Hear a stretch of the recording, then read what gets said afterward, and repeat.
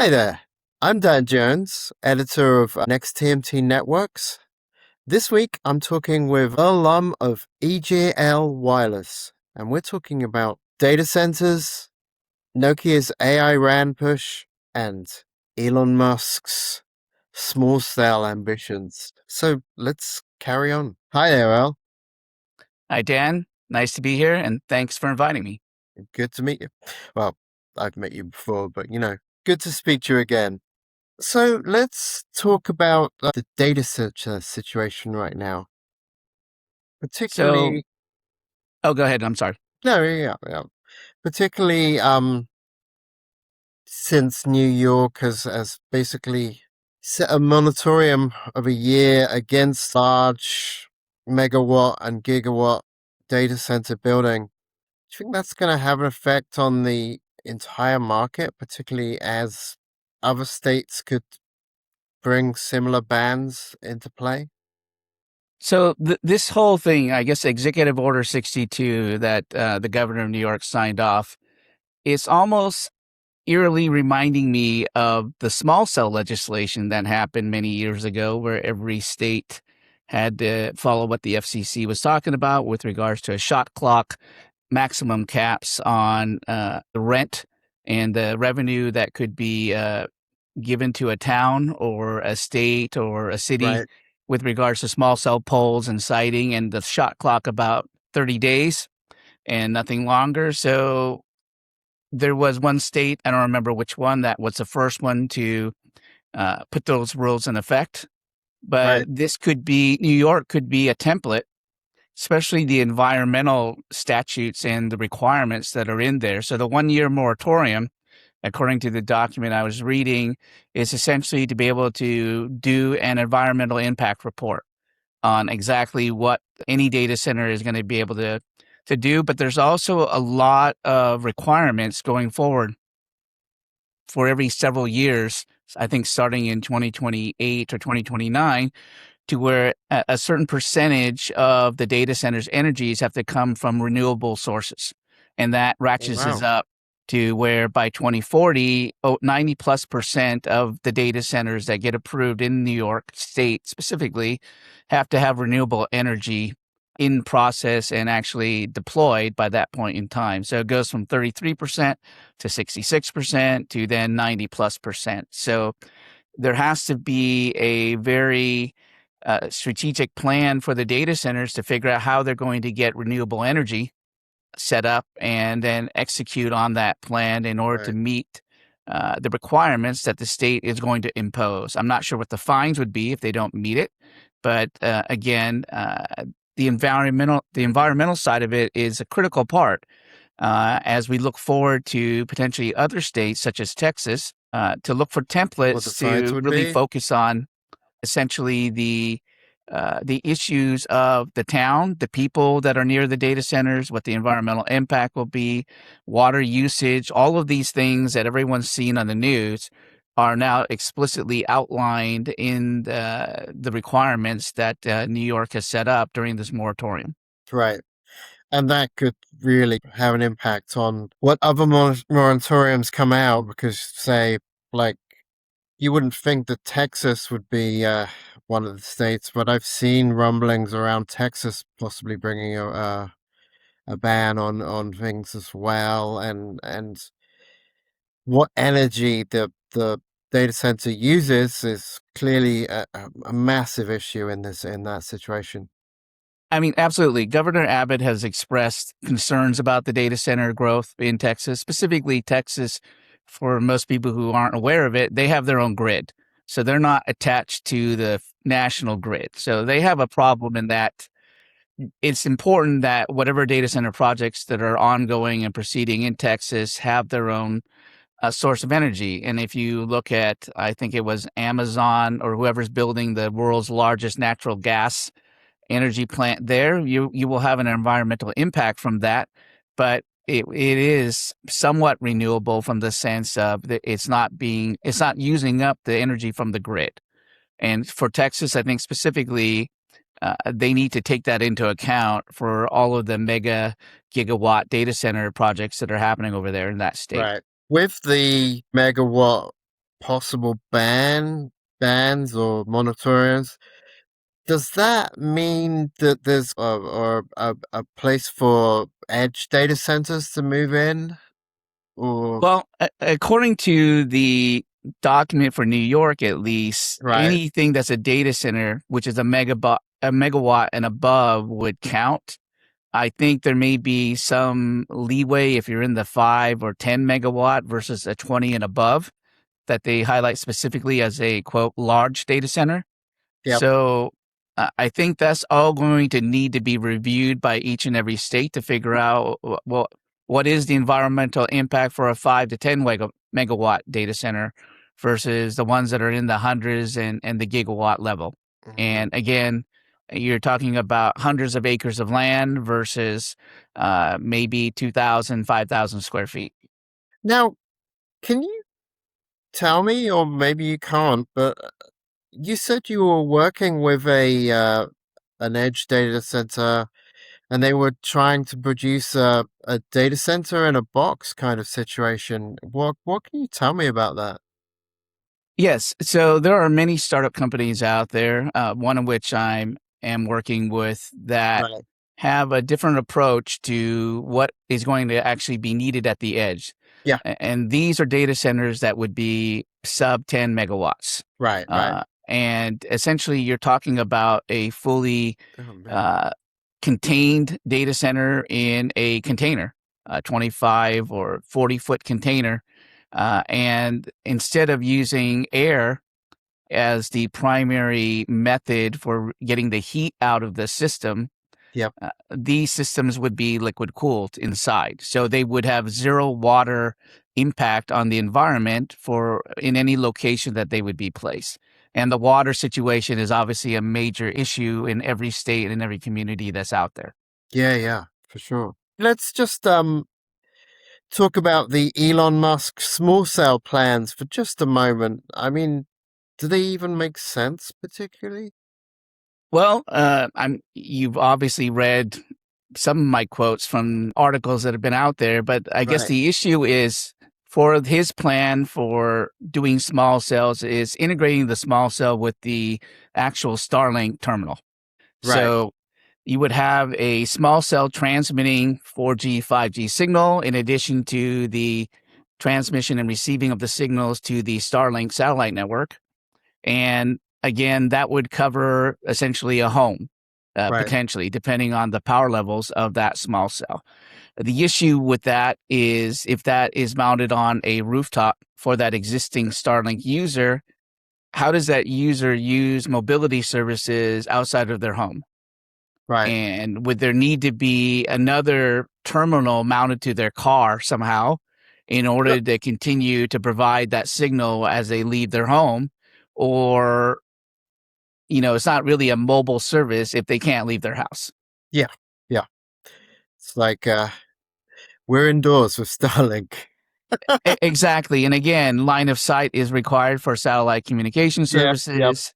So even for the direct to device, if you're underground in a parking lot, in a shopping mall, or any enclosed area, it's not going to work. Well, I mean, we're clearly going to be covering that for probably the next year in the permutations of what actually happens. But from what I can tell and from what I've researched and all of that, it's going to be very difficult to make this situation work. Right. And I think if you talk to any mobile operator in the world, Right. in any country in the world, small cells are the last thing on the to do list, Right. always and forever. So to start with that topology doesn't make logical sense, at least for me as a wireless guy. Right. I think it'd be easier for SpaceX to buy out and renegotiate all of the Dish Wireless leases on all the towers in the US that the FCC set aside a huge fund for since they don't want to pay up and Yeah. they've reneged on all of the leases. So those towers are already out there. The locations are already out there. It would be easy to repopulate those towers with macro cell equipment from a vendor or from whoever or Open RAN, whatever it Right. needs to be. And then you would have a footprint, but that alone does not solve the problem that SpaceX has with their strategy. They need roaming because no operator, when they're starting off, just like 1&1 in Germany, when they were a greenfield, you need a national roaming agreement with somebody because your subscribers expect that they can go anywhere and everywhere with their phone, Right, right. including indoors. Indeed, indeed. Let's also talk about another controversial topic, Nokia's AI RAN and the kind of launch that they're planning fall this year into 2027. Now, you've talked about NVIDIA as the crucial supplier for their GPUs, clearly. Um, will they be able to supply enough for Nokia?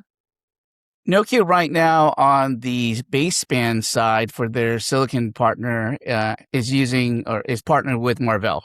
Right, And then for the radios, they are using both Marvell as well as Broadcom. right. For this is for the ReefShark platform of ASICs.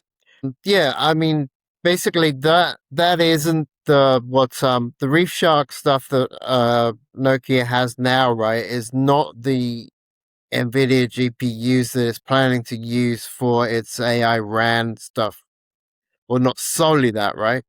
Correct. And that is, again, an alternative to the existing ReefShark products that Nokia has Right. and is meant to be as an upgrade path for the future for mobile operators to slide out one of their cards. And, I figured show and tell is really good. I actually have one of the Nokia cards that would go Oh into well. the AirScale and basically is several pounds. And essentially, the card that NVIDIA is going to make, the ABIG for GPU, going to look something like this. Okay. So again, it's just one card that has the GPU in it. And the operator will then have to make a choice as to how many of these cards they want to purchase to put into every one of their Nokia AirScale base stations, Right. depending on their requirements and their capacity needs and what they expect from this AI or this GPU chip to do that's different from the existing chips that Marvell is already supplying. Right. And I imagine that's probably going to be an extra expense for operators as well, because Well, obviously, these cards, they have to pay for them. And the yeah, yeah. question is what are they getting? I would assume the performance has to be at least 25% better than the current cards they have to justify the cost of wanting to swap them out and do the upgrade. Right. So, Nokia had said 100 times better spectral efficiency at one point, right? yes, but I don't understand what kind of physics they're using Okay. as opposed to the physics everyone else is using out there. And a lot of it could be lab simulations. And the Right. real question is what happens when you're out in the field? And I think that's where we'll see some of the data coming out of T-Mobile's Mm, field trials by the end of this year. And that will really tell us or not tell us exactly what the performance really looks like on the base stations when they're out in the field with actual traffic right. on them. And then what is the power consumption? Obviously, they don't have a B100 or B200 GPU or a more advanced GPU on these cards because the power envelope would not be able to handle that. Right. So they have a much stripped down version of that GPU. But I would argue it's a processor. An ASIC always wins out over a processor. And that was the problem with Open RAN in that you were trying to catch up with Open RAN off the shelf processors that could never keep up or pass an Ericsson or a Huawei or a ZTE or Right. someone Right. else's Right. ASIC. Yeah. So it'll work. Will it be the most efficient is still the crucial question that needs to be answered. Right. And operators going to spend to roll this out in like nowhere, Wyoming.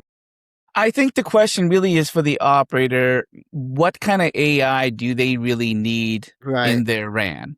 The for, the in, the on, whatever flavor of that AI is really going to be crucial for them. I mean, today, if you look, There's already AI being used for energy efficiencies, for putting the radios to sleep, all of these Right. other things. So there is another layer of AI that could be utilized to improve that radio link.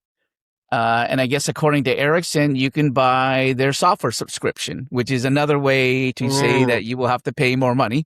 yep. I'm sure on both the radio and on the baseband because they have to work together. So the cost of that is again going to be another expense for the operator for every radio for every site. So if we look at a Verizon or AT&T with their 95,000 or 100,000 sites and the number of radios, that's going to get expensive. And then the Right. question is how much money is it really saving, or what is it actually doing in your network to justify the costs? Right. I mean, I definitely see operators will use AI RAN, but I see that probably they're going to roll it out in cities and like Beijing, Shanghai, New York, London, Paris. I don't think they're going to roll it out in the countryside. I just don't see that.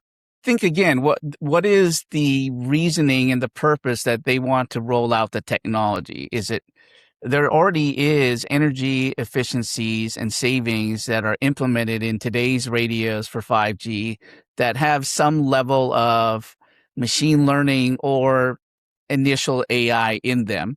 So that's already being rolled out and available to any operator today. And the operator's already taking advantage of those sleep modes and everything else regarding energy, because that was low hanging fruit Sure. for the OEMs to input into the radios and into the base station. So the question is to get that next level of functionality and efficiency, where do they want to deploy that? And like you said, I would agree that they're more worried about the efficiencies in a metro market, right? Like New York Sure. City or Boston or San Francisco or LA or Dallas. Those are the cities that have massive MIMO primarily, Yeah. which is where you're going to want to deploy this. But if we look at a European market, the European market is vastly different than the United States or North Yeah. America in that massive MIMO only constitutes roughly 20 to 25% of the total network over there. So the rest of it is just macro radios where you may not necessarily need to deploy unless you're doing it for energy, in which case you care about every site because it all adds up for you as operational expenses as an operator. Right. Right. That brings the AI RAN stuff into perspective, at least a little bit. We should wrap it up here, I think, for the time being. Thank you so much for your time, Al. Thank you for having me, Dan. That was Earl Lum from EJL Wireless. This is Next TMT Networks. We come to you every Tuesday with a podcast. Tune in next time. We'll be here.